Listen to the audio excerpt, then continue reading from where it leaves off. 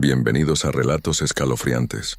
Esta noche te traigo historias que han aterrorizado a México durante generaciones.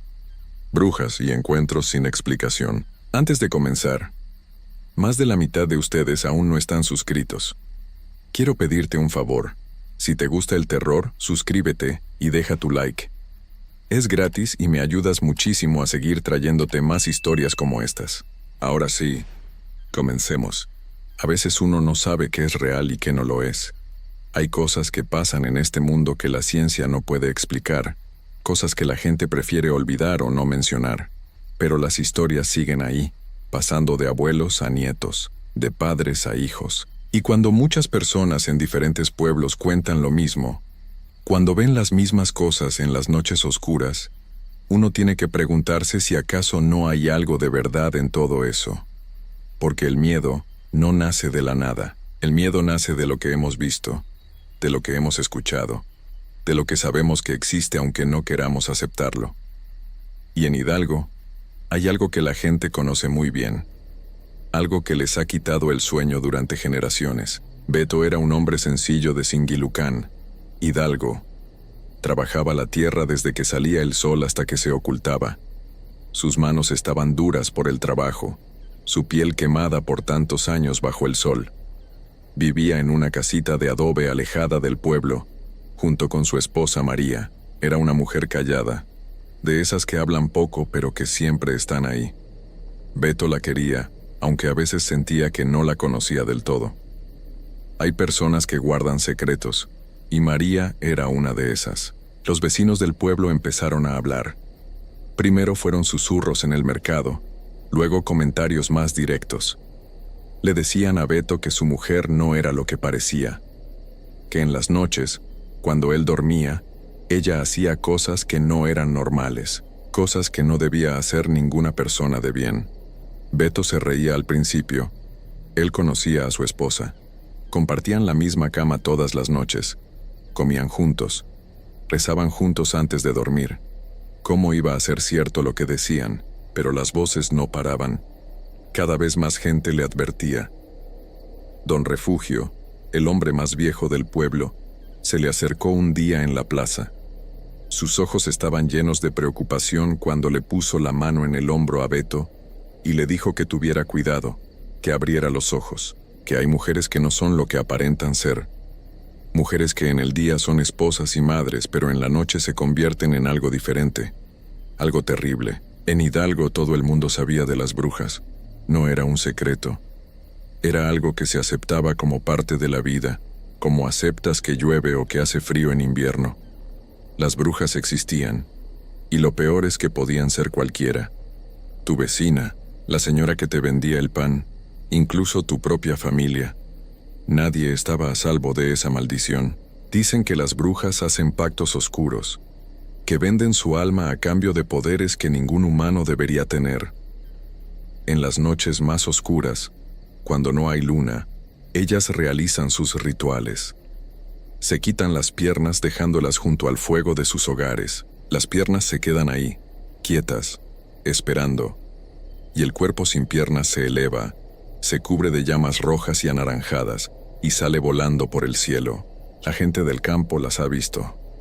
Bolas de fuego que cruzan el cielo nocturno, bajando de los cerros, dando vueltas sobre las casas. No son estrellas fugaces, no son luces de aviones, son ellas, las brujas buscando su alimento, buscando lo único que las mantiene vivas y jóvenes, la sangre, pero no cualquier sangre, la sangre de los recién nacidos, los bebés indefensos que duermen en sus cunas sin saber que hay algo ahí afuera, algo hambriento que los busca. Las brujas pueden oler esa sangre fresca desde kilómetros de distancia. Pueden escuchar el llanto de un bebé como si estuviera justo a su lado. Y cuando encuentran una casa donde hay un recién nacido, ahí se quedan, rondando, esperando el momento perfecto para entrar. Por eso las madres en Hidalgo nunca dejaban solos a sus bebés. Por eso pintaban cruces con cal blanca afuera de las habitaciones. Por eso ponían tijeras abiertas en forma de cruz debajo de las cunas. Por eso regaban sal en las entradas de las casas. Todo esto para proteger a los niños. Porque una vez que una bruja entra a una casa y encuentra a un bebé solo, lo que pasa después no tiene vuelta atrás. Beto pensaba en todo esto mientras regresaba a su casa esa tarde. El sol ya se estaba poniendo detrás de los cerros. Las sombras se hacían más largas. El aire se sentía diferente, más pesado. Decidió que esa noche no iba a dormir. Iba a fingir que dormía, pero estaría despierto, vigilando. Necesitaba saber la verdad. Necesitaba comprobar si lo que decían de María era cierto o solo eran chismes de pueblo. Cuando llegó a la casa, María estaba preparando la cena. El olor del guiso llenaba la pequeña cocina. Todo parecía normal. Cenaron en silencio como siempre. Beto le dijo que estaba muy cansado, que se iba a dormir temprano. María asintió y le dijo que ella terminaría de limpiar y que lo alcanzaría pronto. Beto se metió en la cama. Se cubrió con la cobija de lana. Pero antes había hecho un pequeño agujero en la tela, justo a la altura de sus ojos. Desde ahí podía ver todo lo que pasaba en la habitación, sin que María se diera cuenta de que estaba despierto. Su corazón latía fuerte. Parte de él esperaba quedarse dormido y despertar en la mañana sintiéndose tonto por haber creído en habladurías. Pero otra parte, una parte que crecía cada vez más, sabía que algo malo iba a pasar. María entró a la habitación. Beto la vio moverse en la penumbra. Escuchó cómo se quitaba el vestido, pero no se acostó. En lugar de eso, se acercó al pequeño fogón que todavía tenía brasas calientes de la cena. Se agachó frente al fuego, y entonces Beto vio algo que nunca olvidaría. Algo que le helaría la sangre por el resto de su vida. María comenzó a murmurar palabras extrañas, palabras en un idioma que Beto no conocía. Su voz sonaba diferente, más profunda, casi como si no fuera ella quien hablaba. Levantó las manos hacia el cielo y siguió con ese canto horrible que hacía que el aire mismo en la habitación se sintiera enfermo. Luego, con movimientos que no parecían naturales, María se quitó las piernas. Así, como quien se quita un par de zapatos.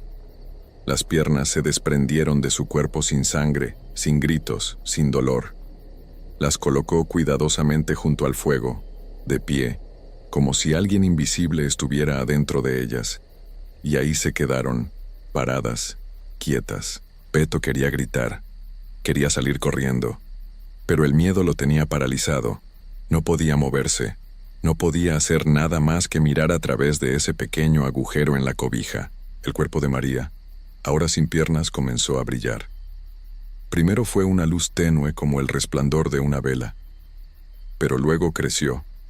Llamas rojas y naranjas empezaron a cubrirla. Su piel se volvió negra y áspera. Sus brazos se transformaron en algo parecido a alas. Ya no parecía una mujer, parecía un guajolote gigante envuelto en fuego. La criatura en la que se había convertido María se elevó del suelo. Pasó por la ventana como si el vidrio no existiera. Beto la vio alejarse volando hacia los cerros, una bola de fuego cruzando el cielo nocturno, como las que había visto tantas veces antes, sin entender qué eran. Ahora lo sabía. Ahora sabía que cada una de esas luces era una bruja yendo a buscar su horrible alimento. Las piernas seguían ahí junto al fuego, inmóviles pero de alguna manera vivas, esperando. Beto salió de la cama temblando. Miró las piernas durante un largo rato. Su mente trabajaba rápido.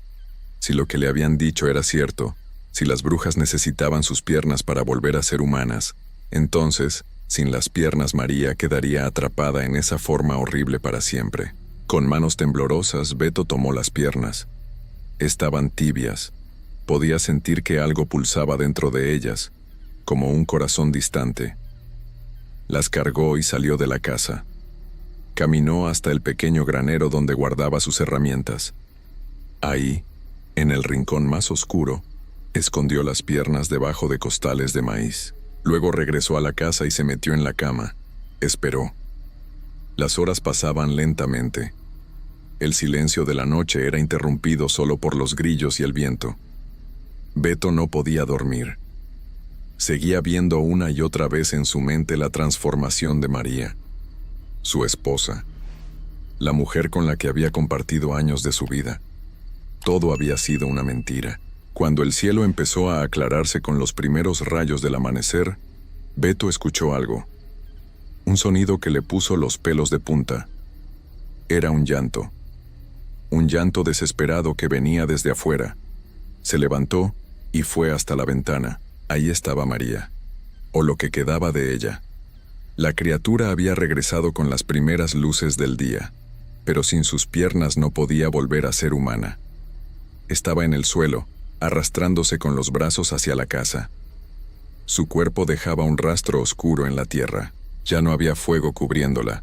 Se veía vieja, demacrada, con la piel arrugada y gris. Parecía tener 100 años. Los efectos del pacto oscuro se hacían visibles cuando no podía completar su transformación. Lloraba y suplicaba. Llamaba a Beto por su nombre. Le pedía ayuda. Le decía que le devolviera sus piernas, que sin ellas iba a quedarse así para siempre, que la perdonara, que ella no había querido hacerle daño, que solo hacía lo que tenía que hacer para sobrevivir.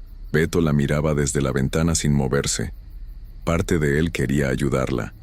Era su esposa después de todo. Pero cada vez que pensaba en bajar, recordaba lo que había visto.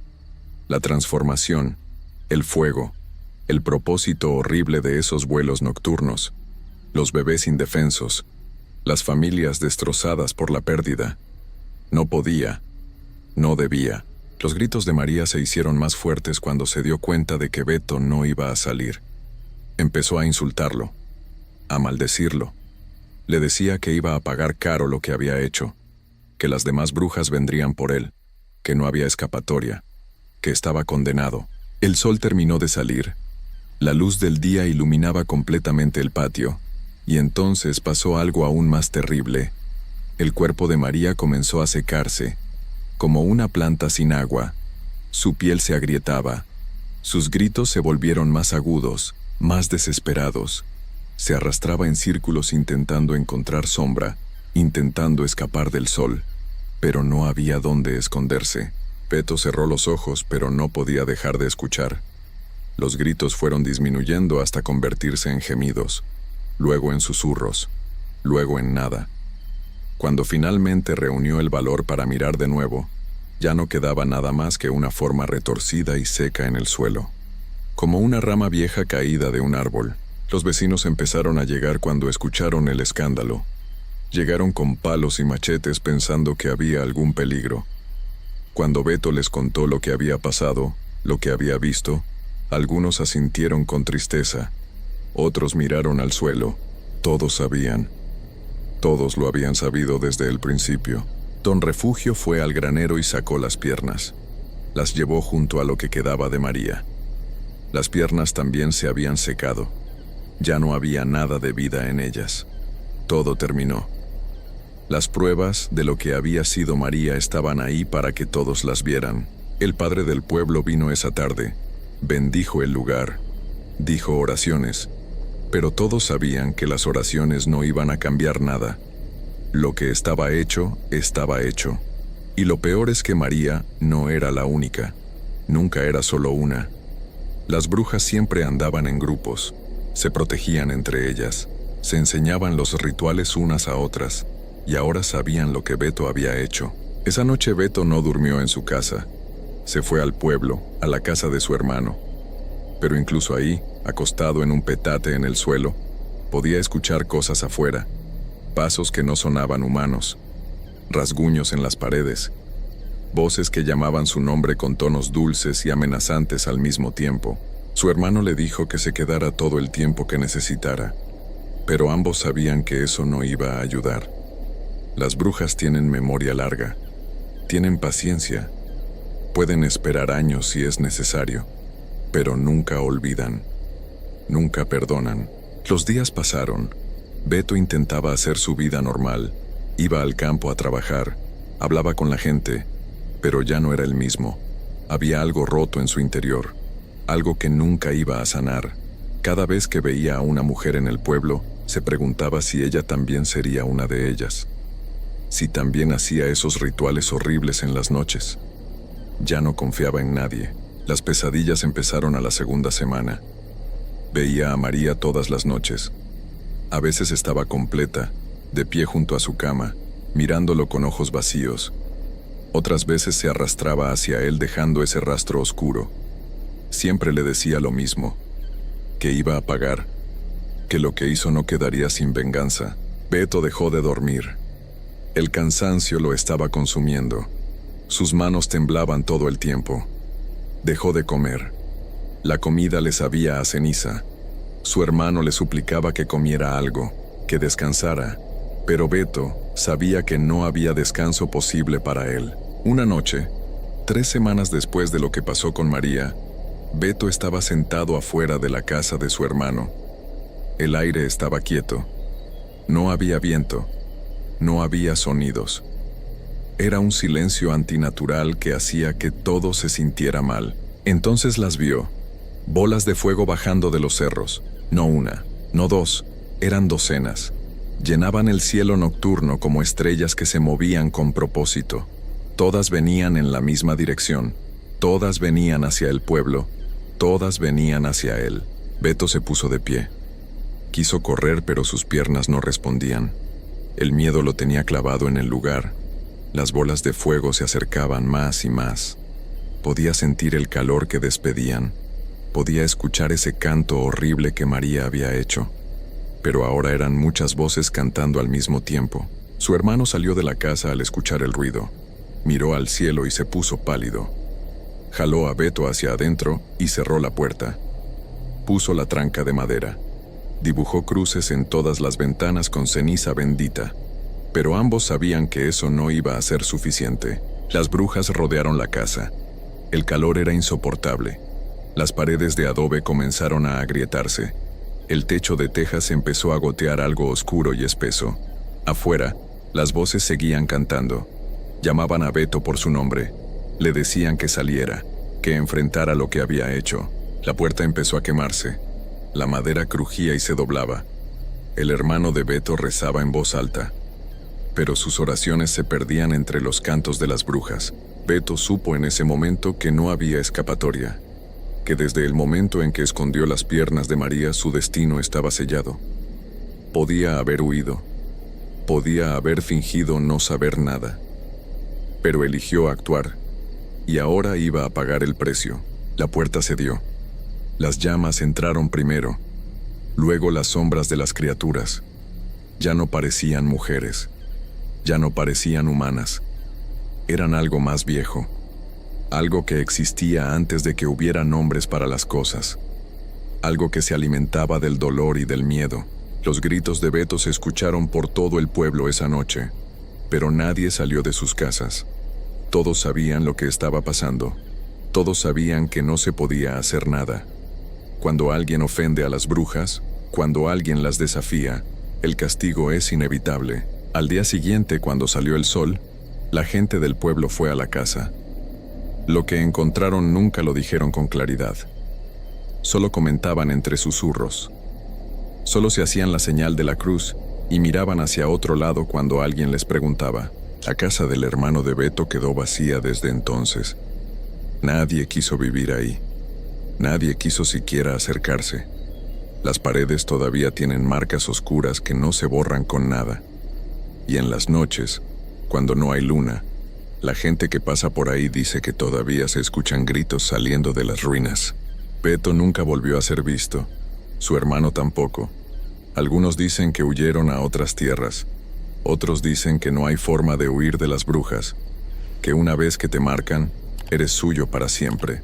Lo que sí es cierto es que después de esa noche, nadie más en Singilucan se atrevió a hablar de las brujas. Nadie más intentó detenerlas. Cuando ven las bolas de fuego cruzando el cielo, simplemente cierran sus puertas, protegen a sus niños con cruces y sal, y rezan para que no vengan a su casa, porque todos saben ahora lo que les pasa a aquellos que intentan desafiarlas. Todos saben que hay cosas en este mundo que es mejor dejar en paz.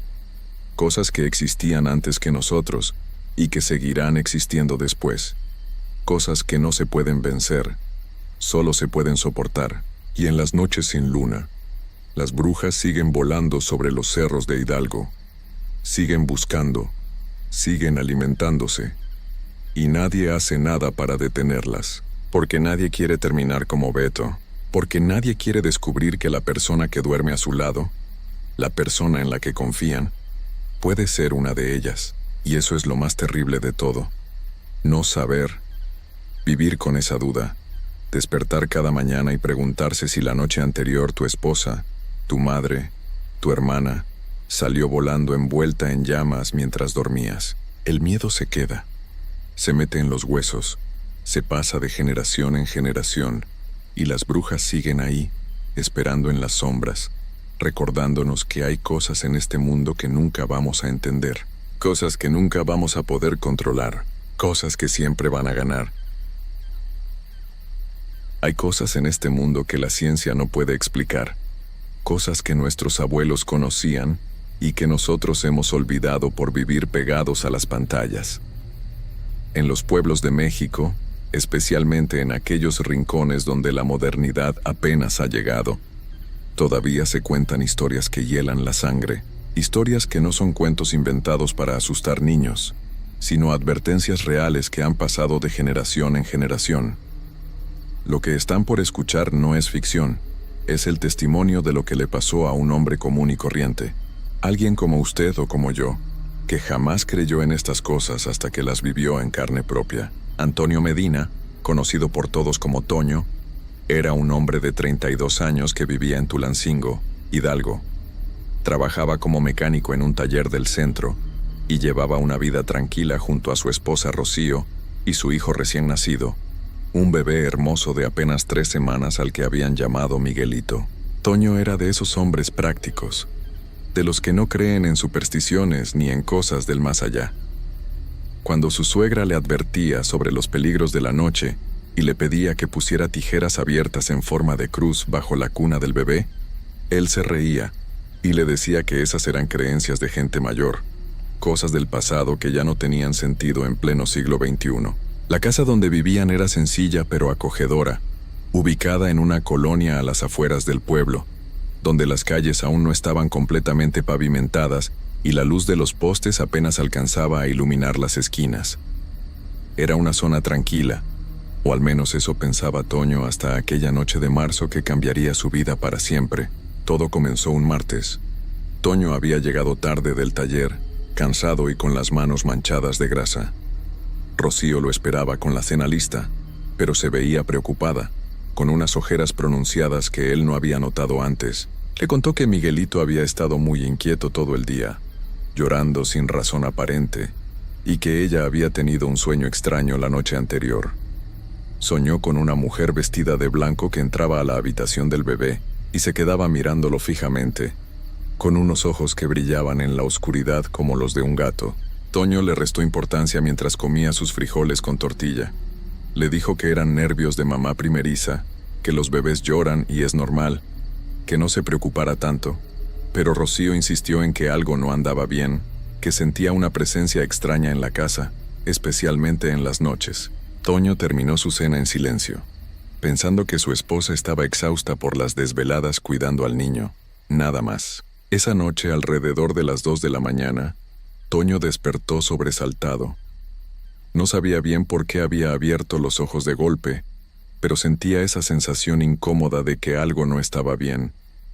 La habitación estaba en completo silencio, demasiado silencio. Ni siquiera se escuchaba la respiración del bebé desde el cuarto contiguo, cuando Miguelito siempre hacía ruiditos al dormir. Volteó a ver a Rocío, que dormía profundamente a su lado, y por un momento pensó en dejarlo así, en volverse a dormir, pero algo lo empujó a levantarse. Se puso las chanclas y caminó despacio hacia el cuarto del bebé. La puerta estaba entreabierta, tal como la habían dejado, y una luz tenue de la luna entraba por la ventana. Cuando empujó la puerta con cuidado para no hacer ruido, lo primero que vio fue la cuna vacía. El corazón casi se le sale del pecho. Dio 2 pasos rápidos hacia adelante y entonces la vio. Había una mujer inclinada sobre la cuna de espaldas a él. Vestía un camisón blanco largo que parecía brillar con la luz de la luna, y su cabello negro y lacio le caía hasta la cintura. Toño se quedó paralizado en el umbral de la puerta, con la boca seca y el pulso acelerado. La mujer se movía ligeramente como meciéndose, y hacía un sonido extraño, algo entre un susurro y un arrullo. Toño quiso gritar, quiso prender la luz, quiso hacer algo, pero su cuerpo no respondía. Era como si sus piernas se hubieran convertido en piedra. La mujer seguía ahí, inclinada sobre la cuna, y ahora Toño podía escuchar más claramente ese sonido. No era un arrullo normal, era algo antinatural, un murmullo en un idioma que no podía comprender, palabras que sonaban viejas, muy viejas. Finalmente logró moverse. Dio un paso hacia adelante y su chancla hizo un ruido contra el piso. La mujer dejó de moverse. El silencio que siguió fue aterrador. Toño podía escuchar su propia respiración agitada. Podía sentir el sudor frío bajándole por la espalda. Y entonces, muy lentamente, la mujer comenzó a voltear la cabeza hacia él. Toño nunca olvidaría lo que vio en ese momento. El rostro de la mujer era el de una anciana, con la piel arrugada y manchada, pero sus ojos eran completamente negros, sin blanco, sin iris, solo dos pozos oscuros que parecían absorber la luz. Y su boca, Dios santo, su boca estaba manchada de algo oscuro que le escurría por la barbilla. La mujer le sonrió, mostrando unos dientes amarillentos y afilados, y en ese momento, Toño logró gritar. El grito despertó a Rocío, que llegó corriendo al cuarto prendiendo luces. En cuanto la luz del pasillo iluminó la habitación, la mujer desapareció. Así nada más, como si nunca hubiera estado ahí. Toño se lanzó hacia la cuna y tomó a Miguelito en brazos. El bebé estaba frío, demasiado frío, y tenía los labios morados. Pero lo peor era el cuello. En el cuello tenía dos marcas pequeñas, dos puntos rojos que sangraban ligeramente. Rocío comenzó a llorar histéricamente mientras Toño intentaba despertar al bebé, que apenas respiraba. Salieron corriendo de la casa y manejaron como locos hasta el hospital más cercano. Los doctores atendieron a Miguelito de inmediato. Le pusieron sueros, lo revisaron de arriba a abajo. Dijeron que el bebé estaba muy débil, que había perdido sangre, pero no entendían cómo ni por qué. Las marcas en el cuello no parecían de ningún animal conocido. Eran demasiado pequeñas, demasiado precisas. Miguelito sobrevivió esa noche, pero quedó muy débil. Los doctores no encontraban explicación médica para su estado. Toño y Rocío regresaron a casa al día siguiente con el bebé, pero ninguno de los dos quiso quedarse ahí. Se fueron a vivir temporalmente con la mamá de Rocío, en el centro del pueblo, donde había más gente, más luz, más movimiento. Fue la suegra de Toño quien le explicó lo que había pasado. Le habló de las brujas, de esas mujeres que en vida practicaron la magia negra y que después de dejar este mundo siguen vagando, buscando la sangre de los recién nacidos para mantenerse en este plano.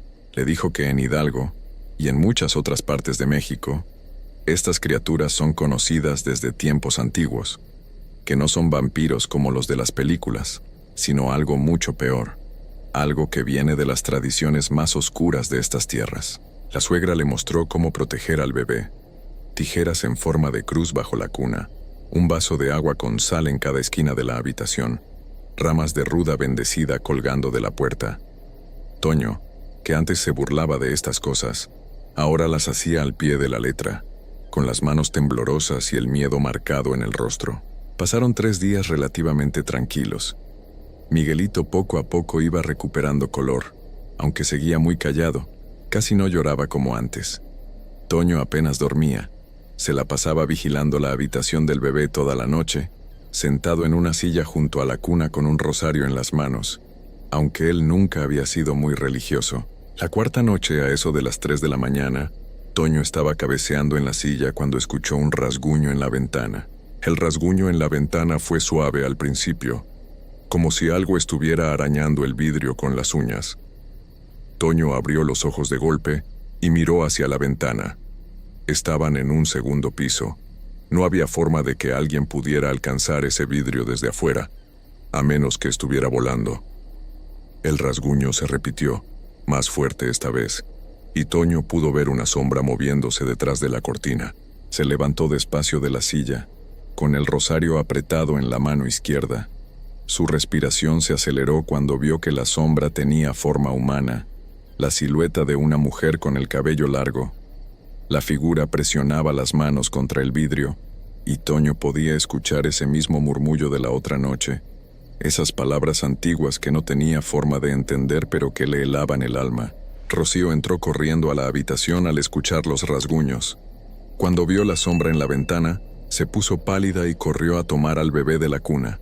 Miguelito estaba despierto pero no lloraba, solo miraba hacia la ventana con sus ojitos muy abiertos, como si pudiera ver lo que había del otro lado de la cortina. La suegra de Toño también llegó, con una vara de ruda en la mano y rezando en voz alta. Se acercó a la ventana y jaló la cortina de un tirón. Todos contuvieron la respiración. Pegada al vidrio estaba la misma mujer que Toño había visto aquella primera noche.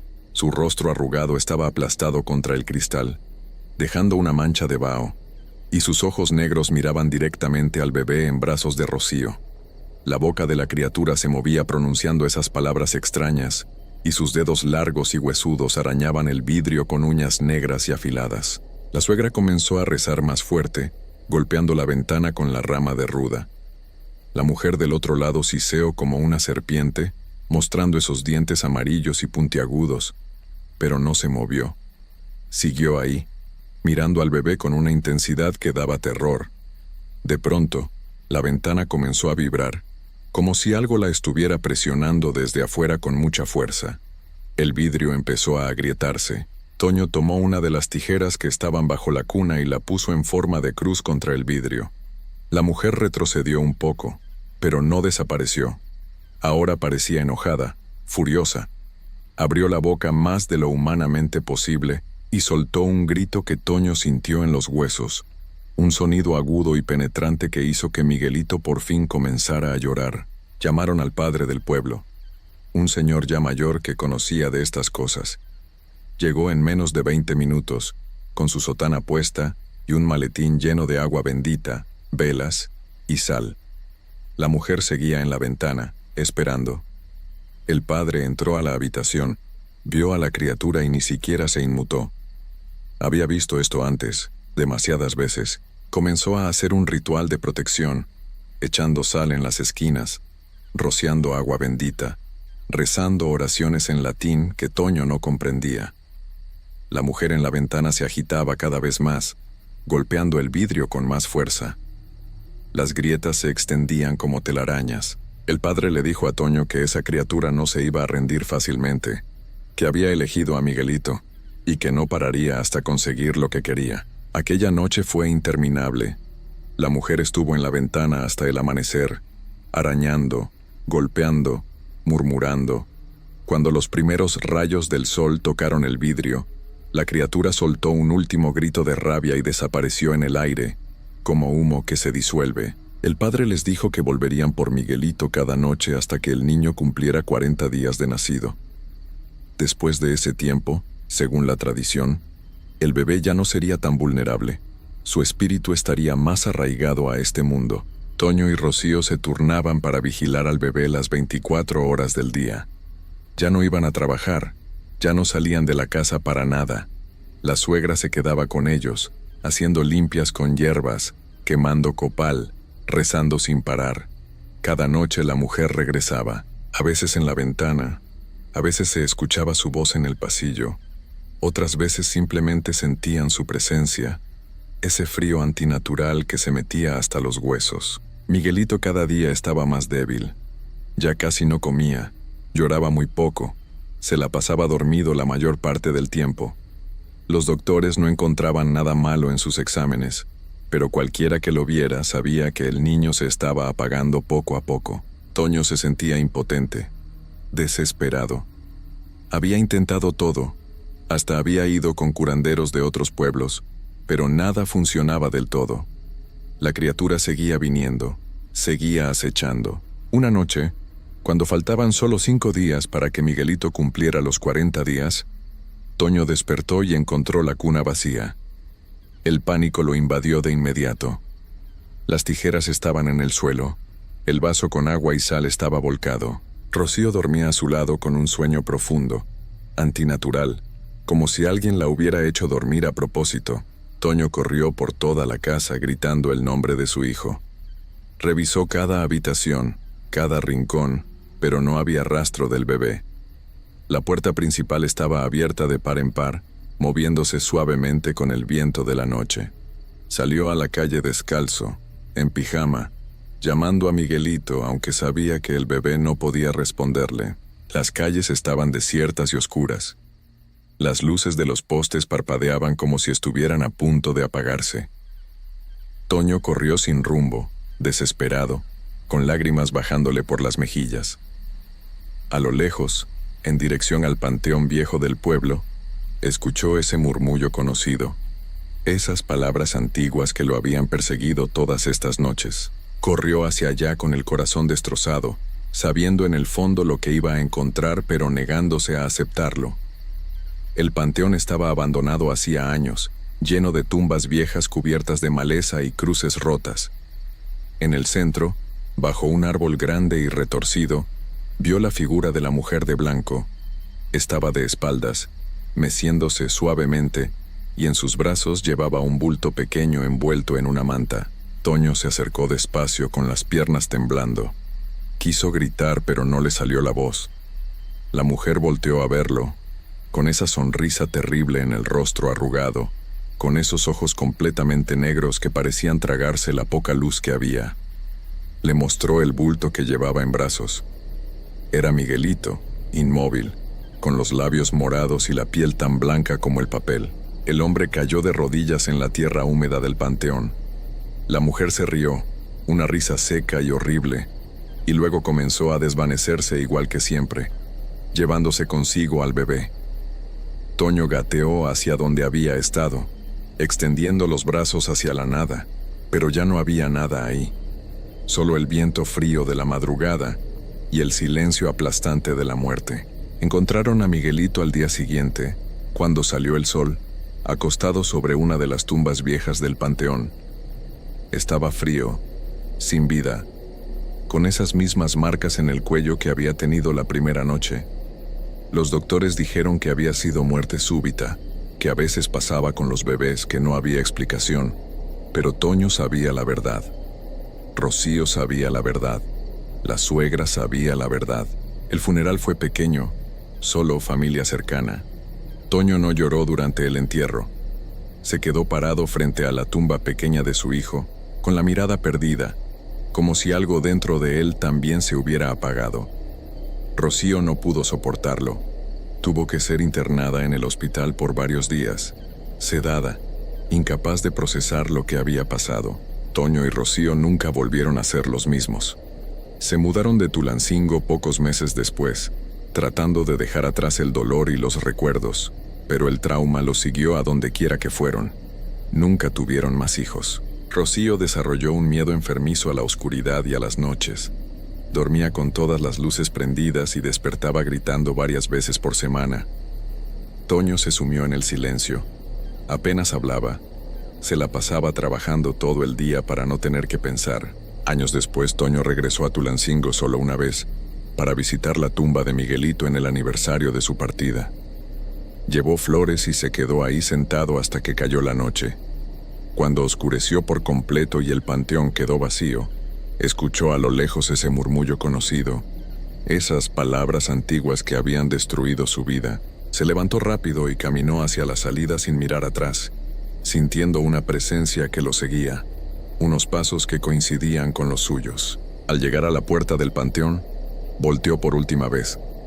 A lo lejos, entre las tumbas, vio la silueta de la mujer de blanco, parada inmóvil, mirándolo. Toño entendió en ese momento que ella nunca se iría, que seguiría ahí, esperando, buscando más niños, cobrándose más vidas, y que no había nada, absolutamente nada, que nadie pudiera hacer para detenerla. Subió a su camioneta y manejó de regreso a su casa con las manos temblando en el volante. Nunca más volvió a Tulancingo, nunca más habló de lo que pasó. Pero cada noche, antes de dormir, revisa las ventanas, pone tijeras bajo su cama y reza oraciones que aprendió demasiado tarde, sabiendo que en algún lugar de México, en los pueblos donde las leyendas siguen vivas, esa criatura de blanco sigue vagando, sigue buscando, y que nadie está completamente a salvo de encontrársela alguna noche.